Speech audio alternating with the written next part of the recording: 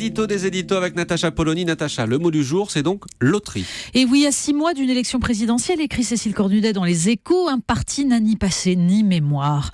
Europe Écologie Les Verts vient de désigner Yannick Jadot pour porter ses couleurs en avril et mai prochain. Alors l'éditorialiste rappelle, et pourtant, ce qu'il en fut en 2012, 2,3% des voix pour Eva Joly, un parti balayé, endetté surtout.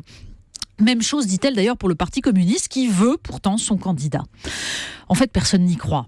Les Verts, qui auront réussi la prouesse d'écarter toutes les figures marquantes de l'écologie, vivent désormais sous respiration artificielle, juge Yann Marek dans le Midi Libre.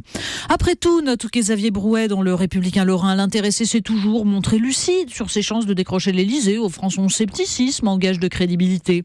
Au moins son investiture va-t-elle permettre de compenser son déficit de notoriété ? D'autant que, comme le note Mathieu Verrier dans La Voix du Nord, Yannick Jadot a réussi à combler ce handicap de notoriété en moins d'1 minute, le temps de parole en vigueur au Parlement européen. La vidéo mise en ligne dans laquelle il interpelle Jean-Claude Juncker sur la signature de l'accord de libre-échange avec le Canada a été vue plus d'1 million de fois. Vous prétendez parler au nom des salariés, ils ne veulent pas du CETA. Bon, de fait, il maîtrise son sujet. Mais est-ce suffisant pour une présidentielle ? Disons que, comme le rappelle Cécile Cornudet, quand un monde s'effondre, il se transforme en grande loterie pour qui résonne en termes d'opportunités. Et si le rejet de tous les autres me profitait in fine à moi, se disent même les plus petits. Mais la colère ne joue pas comme une loterie.